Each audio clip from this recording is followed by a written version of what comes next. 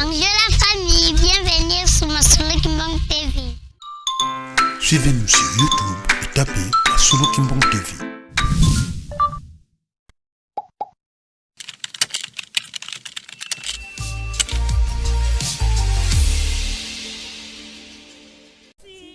Yango nazala koloba na bino ete mokolo mwalelo tokobongisa makambo nyonso.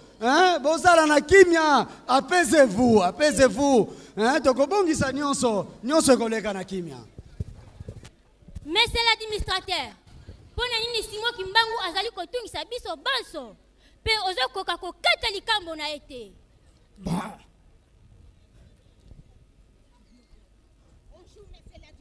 Mon bureau ne doit pas se transformer en une salle de réunion. Bonjour, bonjour.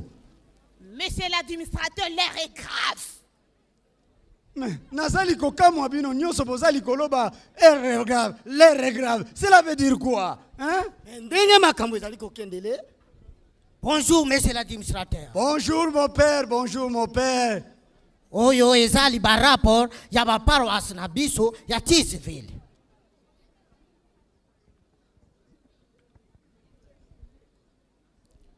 Na mukuzi biso tozali lisusu te na bandimi ebele na ba paroisse na biso. Et puis batu oyo basalela ka biso misala basali lisusu te na ba paroisse na biso. Ba domestique ba boy bazali lisusu te na ba paroisse na biso. Na paroisse ya Nzundu kiri azala ki ye moko kosala misa. Azala ki ye moko kosala misa. Mais ye ba ya tango tozali koloba lelo économie na biso ezali ya kokita makasi. Atelier de chemin de fer. Économie, ba société et puis ba magasin na biso nyonso basali lisusuté. Ye ba yango. Ba école, ba église, ba hôpital, nyonso etikali polele. Et ozali koloba monsieur administrateur o yebi refrain nzembo wa. Bande koboyoka. Nazali koloba tango nyonso na bino ete basoda ya force publique bazali kolala pongi te, bazali kotambola un peu partout koluka ndenge nini ya kokanga Kimbangu, kasi azali kokima, azali kotambola na bamboka ebele, mais tokosala toujours makasi po ete tokoka kokanga epe tokitisa ye, pamba te azali kobeta tolo ete azali motinda mi pe azali mvuluzi.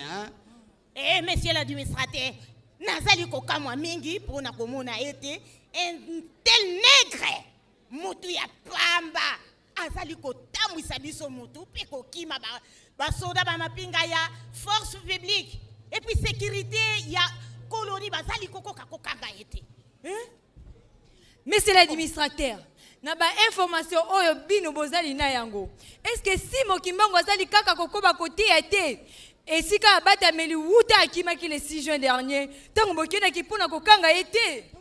Nazali koloba na bino tango nyonso Simo Kimbangu azali dangereux, azali kotambola bamboka ebele ya nzinga ya nkamba. Elingi koloba ete ezali pasi pona kokanga ye.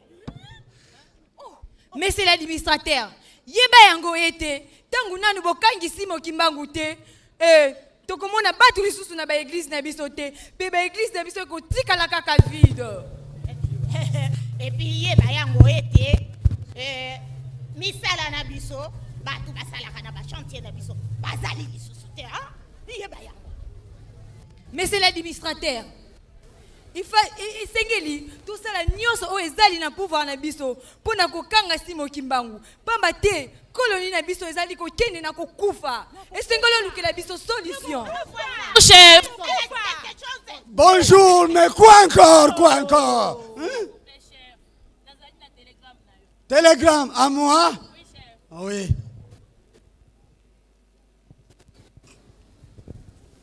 Kimbangu est arrêté. quoi? On a arrêté Kimbangu. Victoire!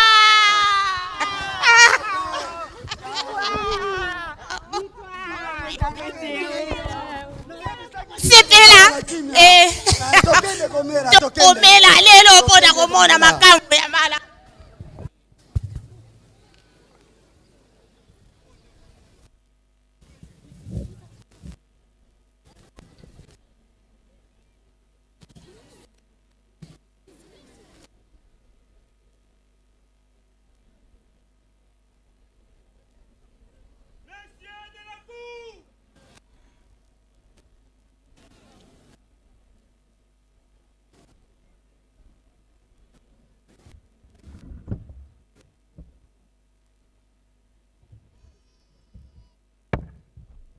Bovanda na kimia.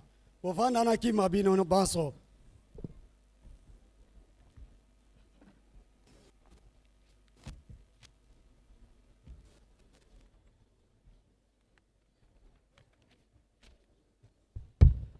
Je déclare la séance ouverte. Audience du 3 octobre 1921. À cause ministère. La prévenue Kimbangu. Mokolo na biso ya lelo, audience ekobanda na prévenu Mwilu. Soldat! Kotise la biso Mwilu, alaba!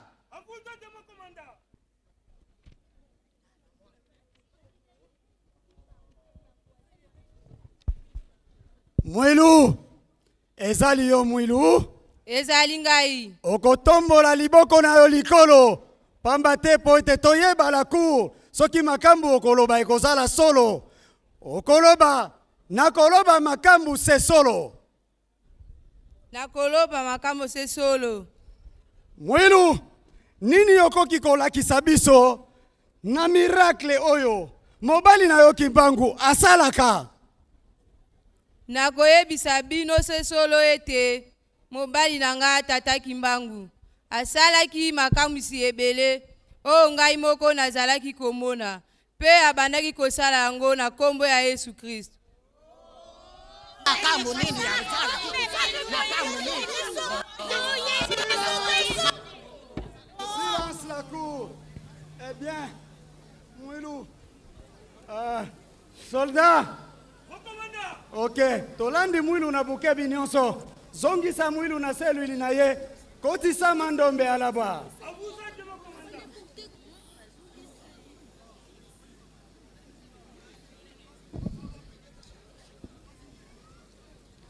Mandombe, okotombola loboko na yo likolo, po ete la cour bayeba soki makambu okoloba ezali solo. Loba okoloba makambu solo se solo. nakoloba makambo solo se solo. Mandombe lukwikilu, obotama na mboka Senga, mwana ya ndoma mweno baseke, mpe Madame Kese, ezali bongo? ezali bongo, mais c'est le juge président. Mandombe, ozali na mbula boni? nayebi penza te kasi nakoki kozala mbula 13. Tala nanu lukuta.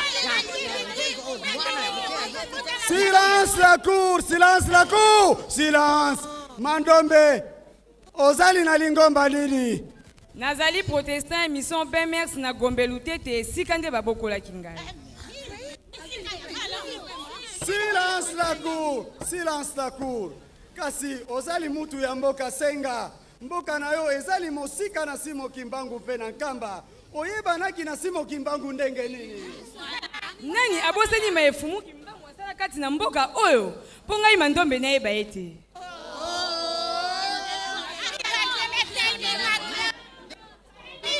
Silence la cour, silence la cour, silence. Mandombe, ofundami, obuki mibeko ya mbula matadi. Mpe ozali komema mobulu na mboka. nayebi makambo wana te.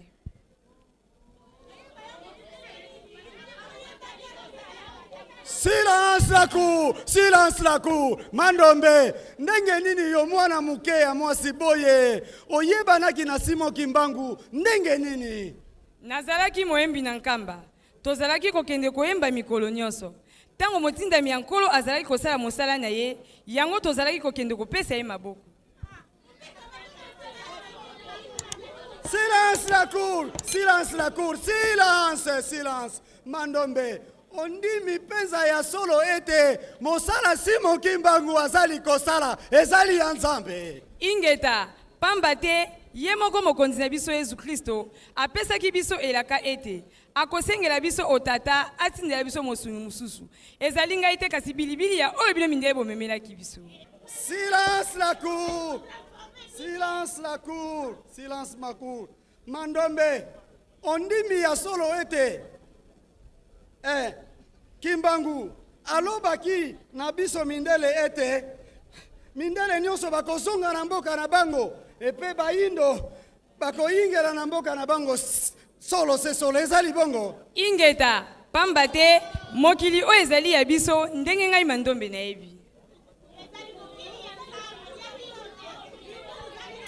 Silence la cour! Silence la cour! D'accord, Mandombe. La cour est l'andio na boke bignon sope ezui acte ya maloba na yo. Sergent! Zongisa ye na selwili na ye. Leki Samata!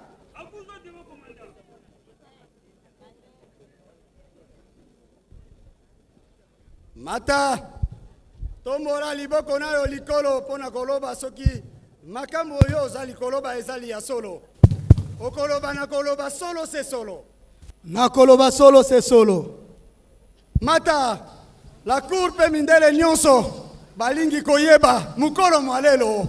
Na kotika kopanza sango ya kimbangu. Na boloko, oponi nini mata.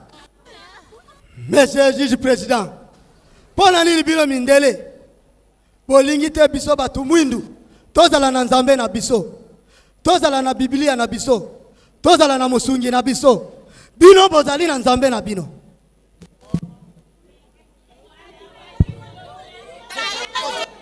Silence la cour, silence la cour, silence. Mata, ozali na ningisa ya kotuna ngai mutuna te. Kasi ngai mutuna zali kotuna yo mutuna. Yano ngai na mutuna na ngai. Boye ba ete etumbu ya nzambe ekoye epai na bino bozali kondimela mosali na ete.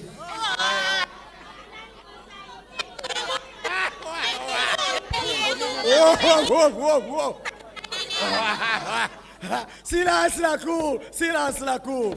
Mata, omoni ndenge osekisi mindele na France, Mata. Oh, alors, namoni to sakani na yo mingi, Mata. Nazali kotuna yo motuna ya suka, yano rangai. Nako panza sango ya simo kimbangu. Nako kota boloko, olingi nini, Mata. Ngai Mata. Nakotika kupana sango kimbangu te. Loba ke mfumu kimbangu aye bisabiso to tika. Soki te nakotika te. Ngai nakotika te. Nakotika te. Longola ye. Loba ke mfumu kimbangu aye bisabiso. Soldat, mais c'est pas possible. Hein? Yo, longola ngai idio yo. Zogi saye kuna na mpangu. Hein? Koti sanga ikisolo kele alaba.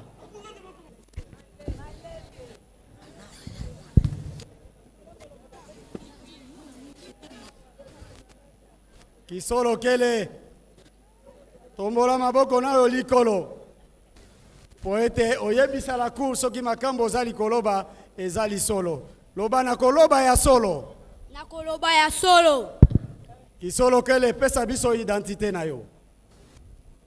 Kombo na ngai Kisolo kele Daniel, mwana ya Simon Kimbangu mpe Mwilu. Nabotama na Nkamba le 12 février 1914. Kisolo kele ozali mwana ya liboso ya Simon Kimbangu. Ingeta monsieur le juge président. Eloko nini okoki koyebisa biso na soi-disant miracle oyo tata na yo Kimbangu asalaki? Est-ce que ezalaki ya lokuta te? Ba miracle esalamaki penza ebele. Pengai moko nazalaki komona. Kisolo kele, silence la cour. Kisolo kele, na age na yo. Oyebi eloko oyo babengi miracle. Soki penza ya solo, yebisa biso miracle nini oyo tata na yo asalaki? Nayebi penza oyo babengi miracle. Na misu na ngai, namoni baba bazali koloba, bakoka bazali kotelema, baye bakufa misu bazali komona, pena bibembe bazali kolamuka. Kaka na tangu azali koloba, bikato sekwa na kombo ya Yesu Kristo. Silence la cour, silence la cour, silence la cour. Kisolo kele, oyebi kosa la différence entre mutu oyo alali pongi na mutu oyo akufi. Nayebi penza kokesenisa mutu oyo alali na oyo akufi. Kisolo kele, Kisolokele, silence la cour, silence. Kisolokele. Nini elakisi ete batu nyonso oyo tata nayo azalaki kolamwisa to kosekwisa ezalaki bakufi. Eske ezalaki masano to théâtre te ya tata nayo azalaki kosala po ete adistraire biso ke mutu oyo akufi? Kisolokele. Monsieur le juge président, soki nalobi lukuta tata nzambe akopesa ngai etumbu. Nyonso oyo nakoki koyebisa bino ezali ete miracle ya tata na ngai ezali ya solo. Enfin, silence, silence la cour, silence la cour. Enfin, Kisolokele, ozali mwana moko ya mayele mingi, nazali komona yo, makambu oza koloba, c'est très intéressant, hein, Kisolokele. Mais, soki olobi nanga ete makambu tata nayo azalaki kosala mpe azalaki koloba ezalaki ya lokuta yo na bandeko nayo na mama nayo nakozongisa bino na nkamba. Faites vite, hein? Faites vite. Allons-y Kimbangu. Allons-y, loba. Monsieur le juge président, soki nalobi lukuta tata nzambe akopesa ngai etumbu. Nyonso nakoki koyebisa bino ezali ete miracle ya tata na ngai ezali ya solo. Pe mayemanso azalaki kosala ngo na nguya ya Yesu Kristo.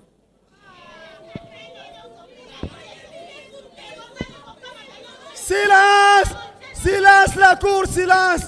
Mais Kimbangu a fanatisé même les petits enfants. C'est pas possible ça. Hein?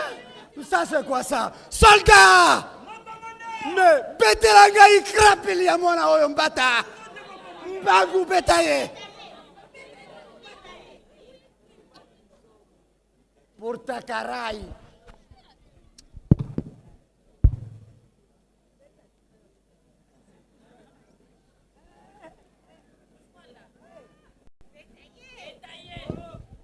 Mon commandant, namoni loboko na ngai sali monene. Mwana oyo soki na mamoli yembata akoya kokufa. Silence la cour, silence la cour. Mes soldats, ozali kosakana na ngai, nazali kopesa yo ba ordre, ozali kotosa yango ite, mais pamula yemata soki opesi yembato te, je vais te dégrader à la séance tenance. Sala yango la lobango. À vous autres, mon commandant. Mon commandant, nakoki kosala yango te.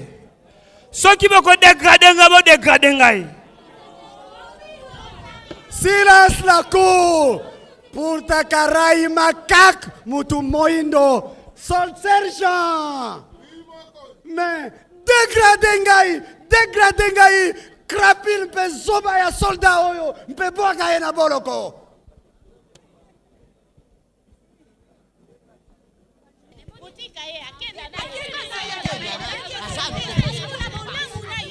Silence la cour. Soldat, zongisa Kisolokele na cellule, kotsa Kimbangu. Noki.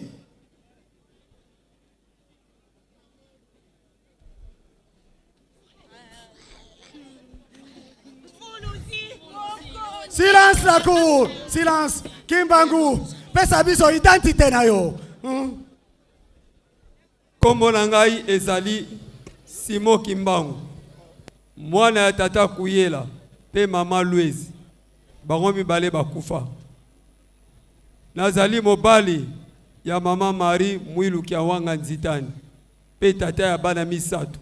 Bango nyonso bazali awo. Kimbangu, eh bien, ozali kotungisa biso mindele pe gouvernement colonial belge. Ozali komona biso lokola tozali bangunya na yo, hein? Commandant, ngai na sali mobulu moko te. Pe na tindi batute basala mobulu. Ata na gouvernement colonial, ata na bamindele. Na kangami kaka kote ya sango ya nkolo Yesu. Kosakola yango epai ya bandeko nanga bayindo.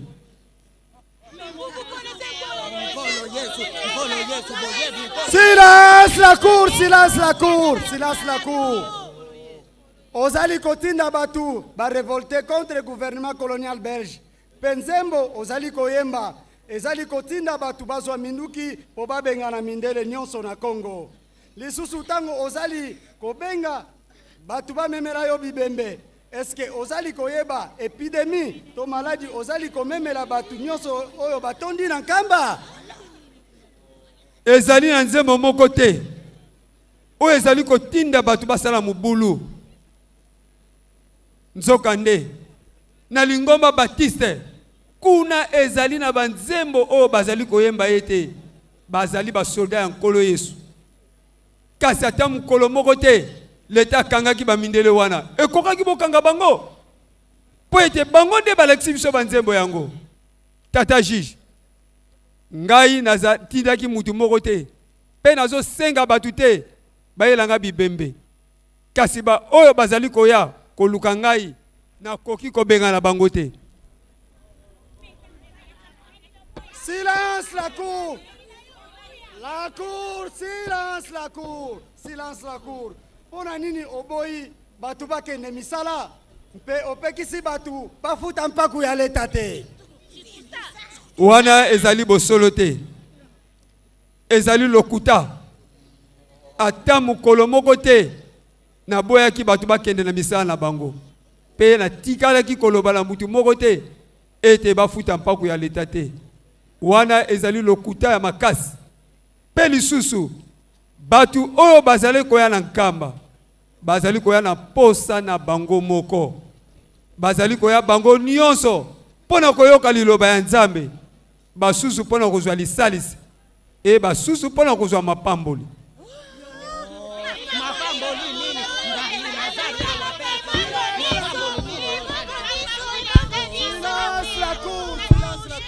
Silence la cour.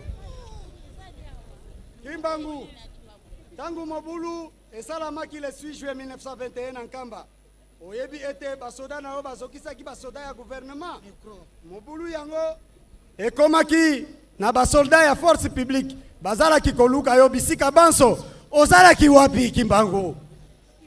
Na kimaki po ete sengelaki na ngai na komisa musala ya nkolo na suka yango nde na kimaki. Silence la cour, silence la cour, silence la cour, silence la cour, silence la cour. Ozali mfuluzi?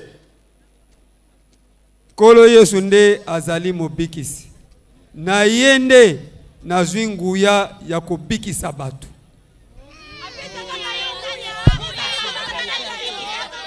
Silence, silence la cour, silence la cour.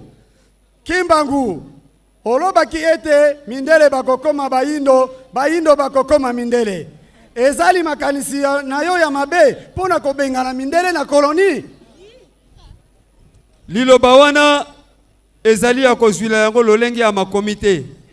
Na lolenge oyo bino bozali kozwila yango te. C'est-à-dire Nzambe akopesa eyano na mikolo ezali koya.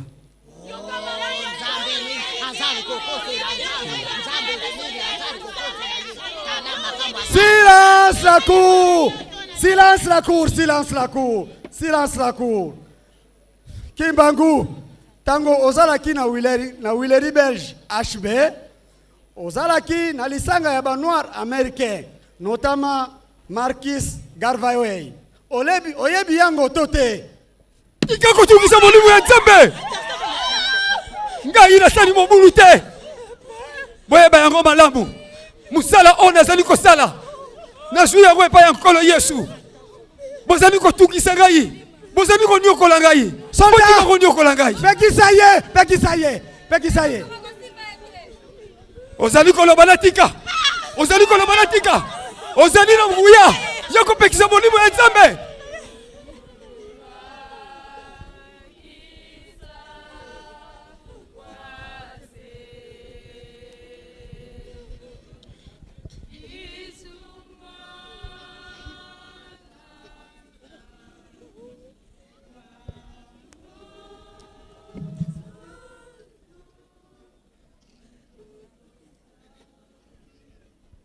Ces jours, en pleine séance du Conseil de guerre de Tisville, La présence spirituelle de Kimbangu s'est manifestée.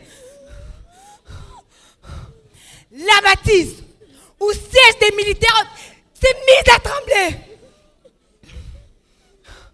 L'un des murs s'est fondu. Les portraits du roi Albert qui se trouvaient accrochés au mur tombent avec fracas. C'est la panique totale. Oui, c'est la panique totale.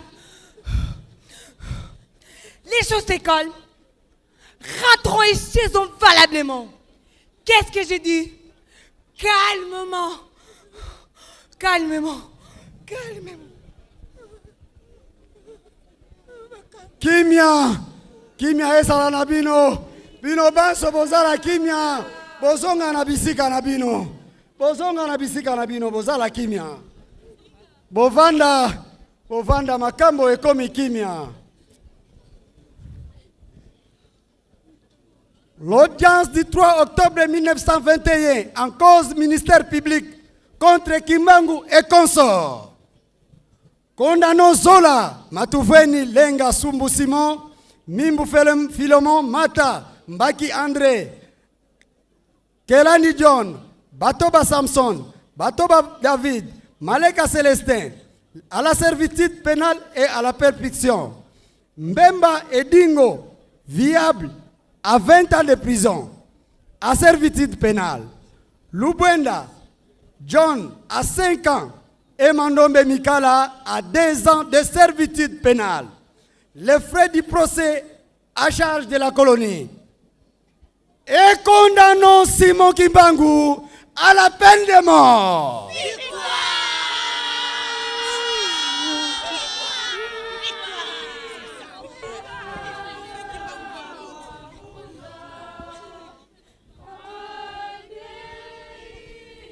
Cet homme Kimbangu ne guérissait pas seulement les malades, mais il enseignait la bonne nouvelle de Jésus-Christ.